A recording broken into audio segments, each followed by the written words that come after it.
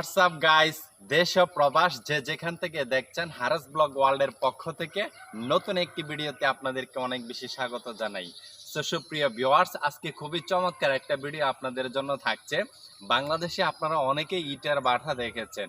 So কয়লা দিয়ে অনেক রিক্সের মাধ্যমে ইটগুলো কিন্তু পোড়ানো হয়, বানানোর জন্য অনেক বেশি পরিশ্রম হয়, নয়তোবা গ্যাসে পোড়ানো হয়। সো মালয়েশিয়ার ইট কি দিয়ে তৈরি হয় এবং কোনো রকম কয়লা গ্যাস ছাড়া ইটগুলো কিভাবে শুকানো হয় এবং একটা ইটের দাম কত এবং কত লক্ষ ইট একদিনে বানাইতে পারে, এই টোটাল প্রসেসটা নিয়ে খুবই চমৎকার একটা ভিডিও আজকে আপনাদের জন্য থাকছে। পুরো ভিডিও জুড়ে সাথে থাকুন। যদি আমার ভিডিওটা ভালো লাগে অবশ্যই চ্যানেল থেকে দেখে থাকলে সাবস্ক্রাইব করার উদারত আহ্বান থাকবে, পেজ থেকে দেখে থাকলে অবশ্যই ফলো করবেন। সো সুপ্রিয় ভিউয়ার্স, সাথেই থাকুন, দেখতে থাকুন। ধন্যবাদ।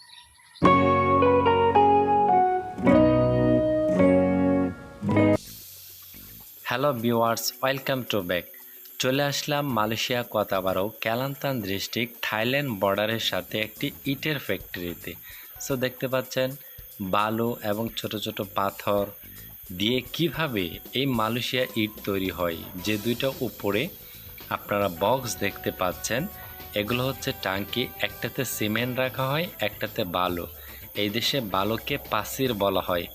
সো দুই পাশ থেকে দুইটা মিশ্রণ কিভাবে ব্যারেলের সাহায্যে ট্যাঙ্কিতে পড়ছে এবং ট্যাঙ্কিতে পড়ার মধ্য দিয়েই কিভাবে ইটগুলো প্রসেসিং হয়ে বের হচ্ছে আপনারা আলটিমেটলি দেখতে পাচ্ছেন। একটা ধাপে 28টা ইট তৈরি হয়। সো সুপ্রিয় ভিউয়ার্স, এই ইটগুলো শুধুমাত্র সিমেন্ট এবং বালু দিয়ে কিন্তু তৈরি হয়, এক্সট্রা একটা মেডিসিনও আছে।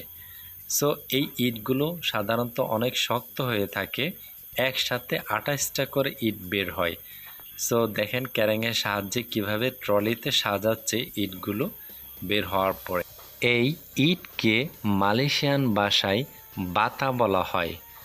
সো এই বাতাগুলো যখন ট্রলিতে রাখা হয়, ট্রলিগুলো ফুল হয়ে গেলে এই ধরনের ফরক্লিপের সাহায্যে রোদে নিয়ে যাওয়া হয় শুকানোর জন্য।